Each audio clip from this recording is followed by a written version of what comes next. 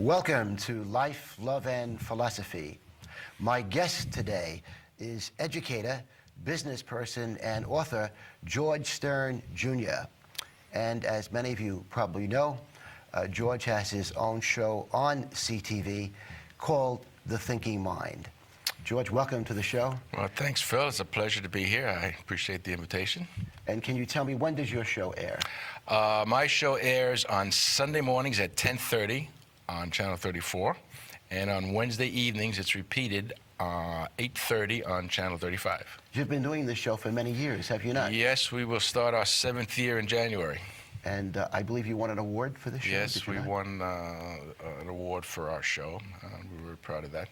You have been teaching at the College of Staten Island for many years? Many years, yes. And what do you teach? Well, management leadership. And this connects up with your business, does it not? Correct. Could you tell us a little bit about what you do in your business? Well, basically what I am involved with is corporate training. I work with managers at all different levels, sharpening management skills, leadership skills, communication skills, and other challenges that kind of crop up in the wonderful world of business. Yeah. And what are your goals as a teacher? And I know you do a lot of lecturing as well. What are your goals? Yes. Well, first of all, I don't really consider myself a teacher. Uh-huh. I think there are a lot of, labels kind of put people in boxes, and teachers are a dime a dozen. I kind of see myself more as a human engineer. So in my teaching, I'm using teaching, in my college work and in my corporate work, what I seek to do is to position people to learn continually on their own. I tell my students that I'm not able to teach them anything, that anything that they've ever learned in their life, they taught themselves. So that what they need to do as they travel through life is to continually work to improve ways to teach themselves. Yeah.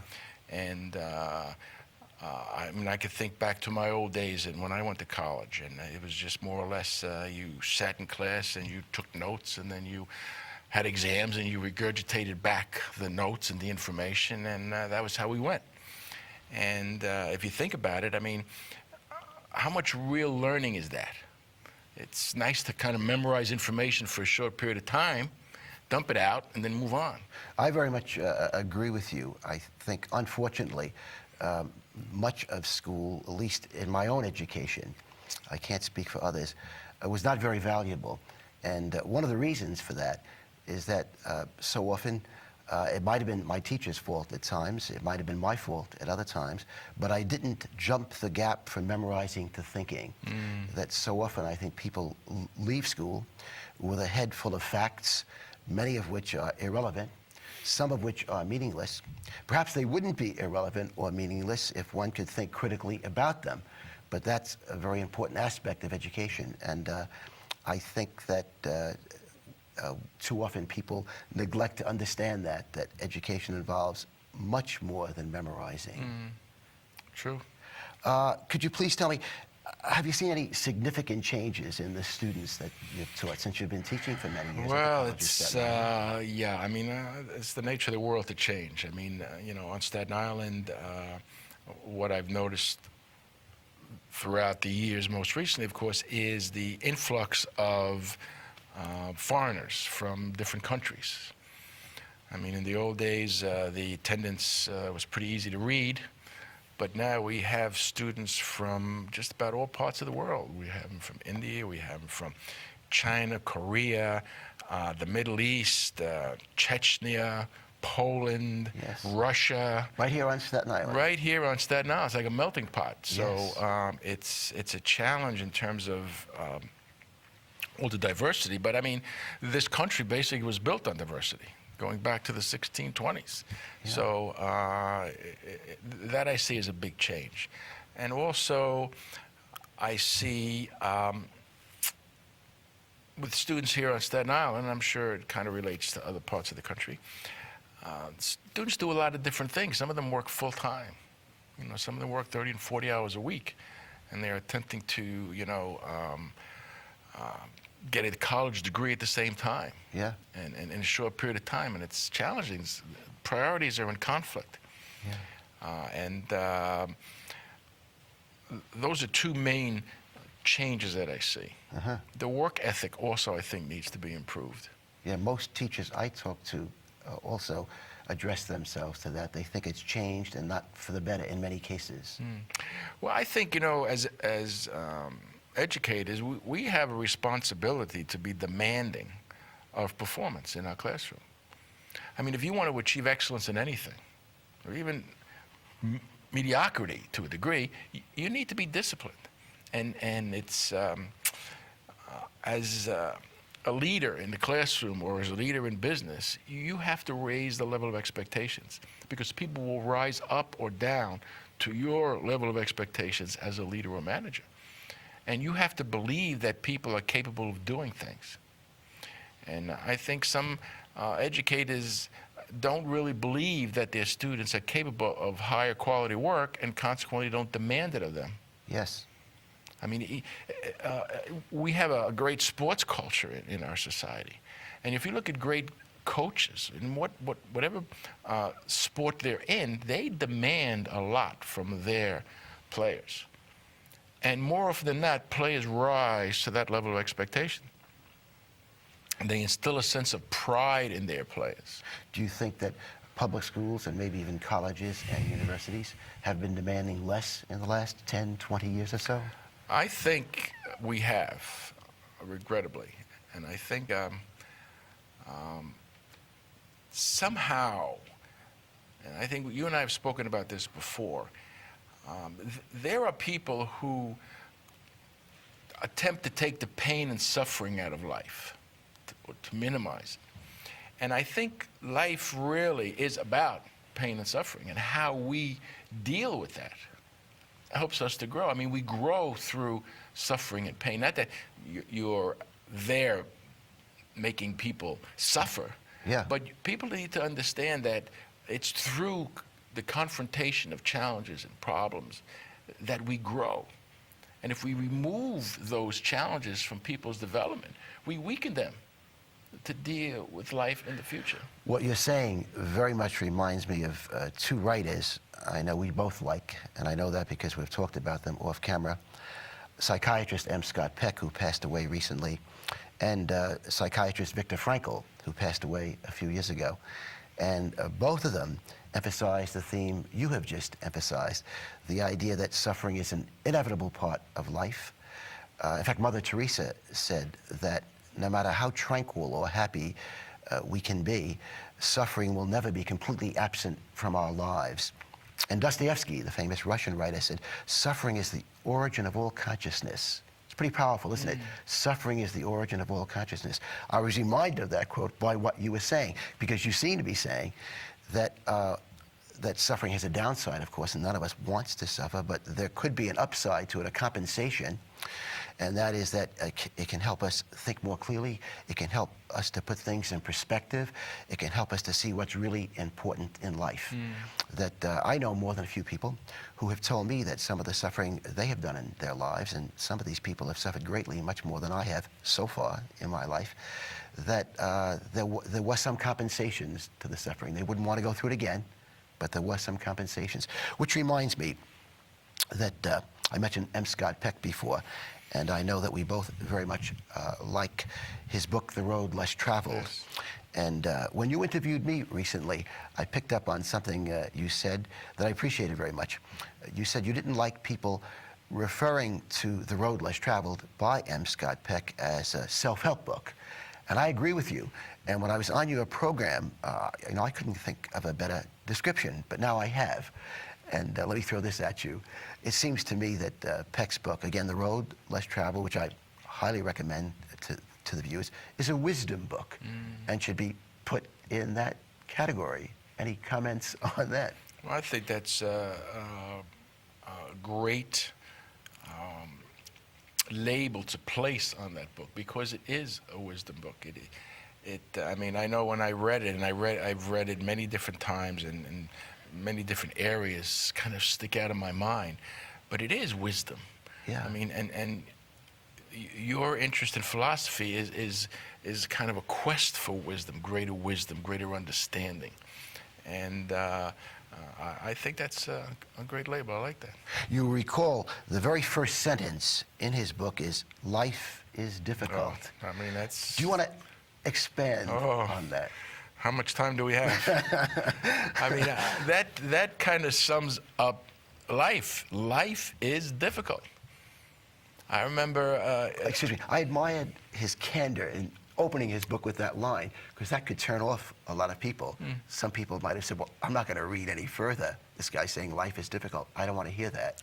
Well, I remember Les Brown. I don't know if you've ever heard of Les Brown, and he's a writer and a speaker, and he has a quote similar to that. He says that life is hard. Easy is not an option. Yeah. And as I mentioned to you before, when we work to make things easier for people, we don't help them. I mean, granted, when you have little children, yes. But when we are in a position of responsibility, when we are responsible for helping people grow and develop, we have to be able to give them situations and challenges where they're going to have difficulty, but in the process of overcoming that difficulty, it makes them stronger. I mentioned to you before we went on camera that it seems to me that one of the most difficult aspects of being a parent is knowing how much to try to smooth the way for one's children, because I think it's natural, it's probably an instinct in parents to try to make life as easy as possible for their children. But it seems to me, and again, I don't have the solution to this problem by any means, but it seems to me if one tries to go too far in smoothing the way for one's children, or one's students for that matter, that one could actually do them harm because one isn't preparing them to meet with all the adversity one will meet with in life. I remember Sigmund Freud criticizing education in some of his writings, and among his criticisms of education were the following. He said that education did not prepare young people for the role that sexuality would play in their lives, and did not prepare people for the amount of evil they would be confronted by in the world, by the number of aggressive people and the degree of aggressiveness in human nature. I suspect, and I can only guess, if Freud were alive today, I suspect that he might say that in our society, and maybe in some of the other Western societies as well, another way in which education is failing people is that maybe, again, it's going too far in trying to smooth the way. And again, I don't deny this is very complicated.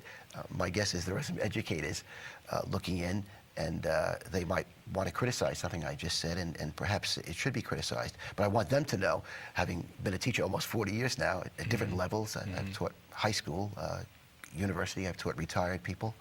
I realize how difficult and complicated the problems are confronting education today. But I just wanted to throw that into the mix, that just as parents perhaps can do harm to their children by trying to make things too easy, teachers can also. Well, I don't think it's just related to parenting or being in the classroom. I mean, life is so much more challenging today than it's been in the past. I mean, my thinking is that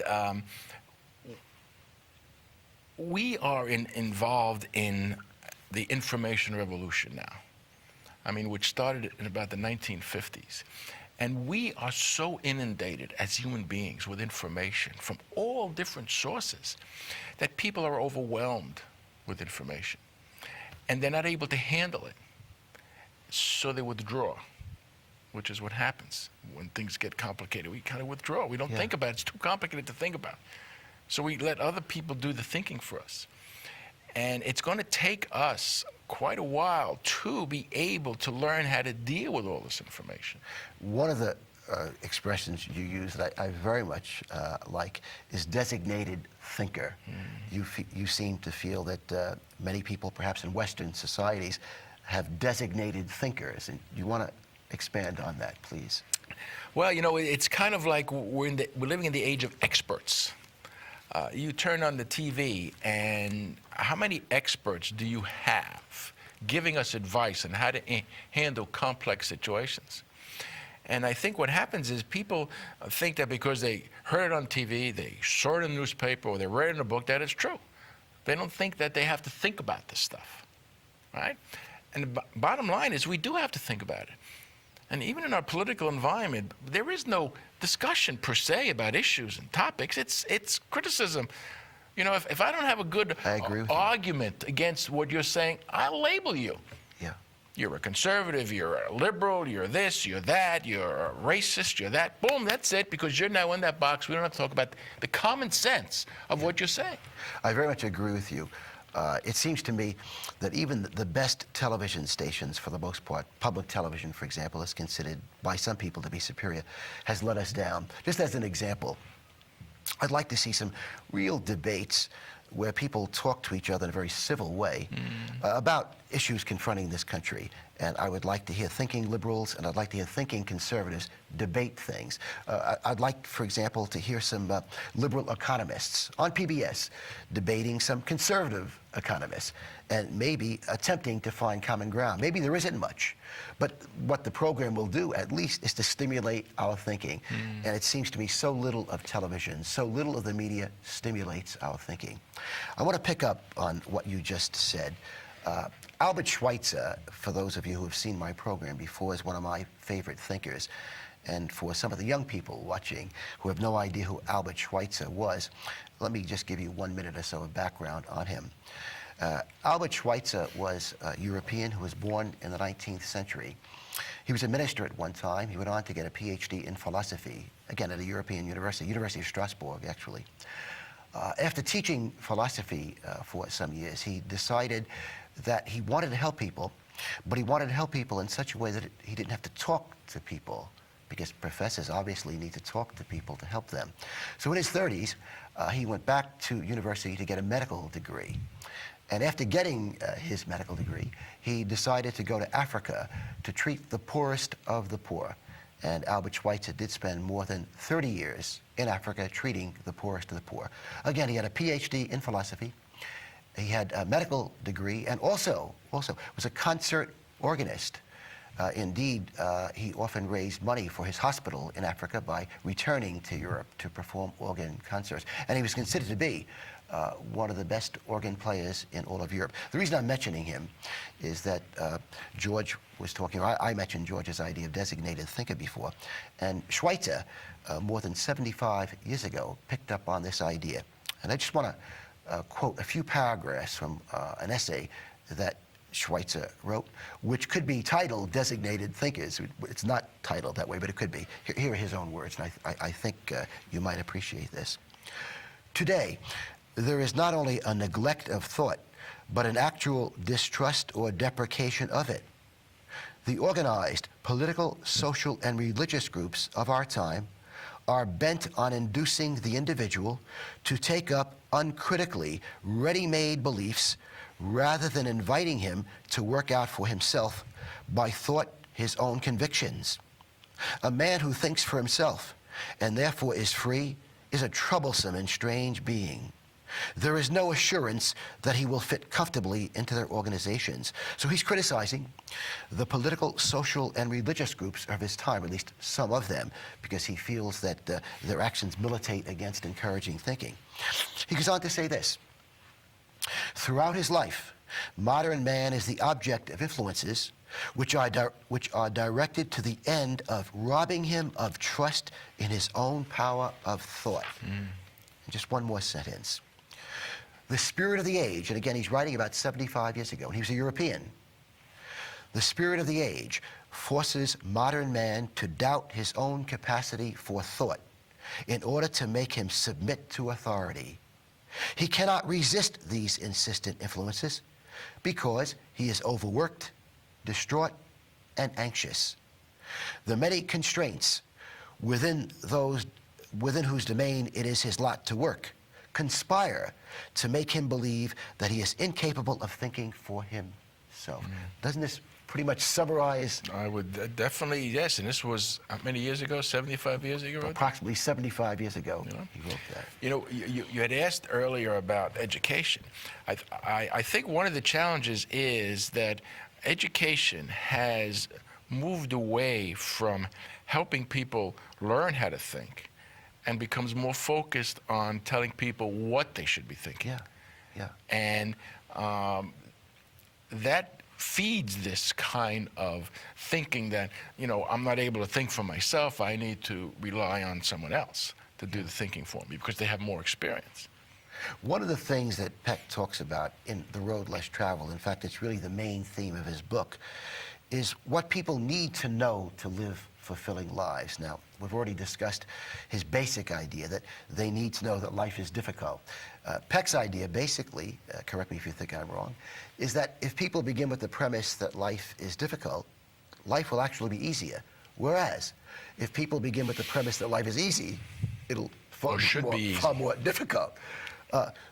Let me ask you, what do you think people need to know to live fulfilling lives?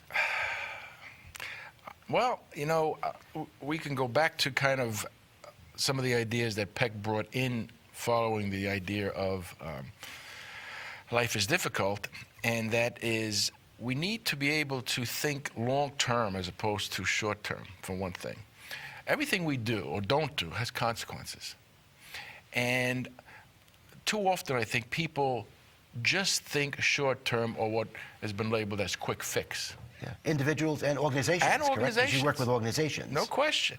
I mean, take a look at General Motors now. I mean, the challenges General Motors is having. Now, here we had the corporation that years ago was the premier corporation in the world, one of the premier corporations in the world, General Motors. At one time, the American auto manufacturers had 60 to 70% of the world's auto market. Now we have General Motors, one of the largest corporations in the world, in desperate shape, having to lay off 30,000 people, close plants over the next 3 or 4 years. Its bonds now are at junk bonds status, I believe. And this was the old theory was that as General Motors goes, so goes the economy. But not anymore. Because General Motors got stuck in what I like to call a fat, dumb, and happy mindset. They had been successful. And what happens, I think, is that success turns out to be more of a cause for failure than failure. Because once you become successful, you don't have to think anymore. You sound like Will Durant, the historian Will Durant said, nothing fails like success. Exactly. And look around the world. I mean, 9/11, I mean, maybe going off tangent here. 9/11, to me personally, was a huge wake-up call. I mean, it got me thinking about things that I didn't even think about, like history. I was never a big history person. But all of a sudden, I started to think about history in the past and going back to World War II, even the American Revolution, to kind of understand what was going on. We, as a nation, as a society, I think became fat, dumb, and happy because we had all kinds of challenges as far as terrorism goes, going back to the 70s, and we never really did anything about it. And when we talk about suffering, I mean, how many people lost their lives in the World Trade Center? Yeah. And not just that, but the trickling effect of the people that were affected by these peoples whose lives were lost, or the people who were there and scarred traumatically. I mean, we don't know the power of that. But that's tremendous suffering and pain. But what have we learned from that? What happens is people don't look back at that. They want to wipe it out of their mind. Yes. And the more we do that, the more difficulties we get into, which is what Peck says. You know, if you have some suffering, we have to deal with it. We have to think about it. Learn from experience, Exactly. whether one's an individual, an organization, a country. Exactly. Learn from experience. In terms of going back to my original question, what do you think people need to know to live a more fulfilling life? Since we only have a few minutes, I'd like you to zero in on one aspect of daily living, and that is relationships. We all have relationships. Many people are married, they have children. Even if they're not married, many people have lovers.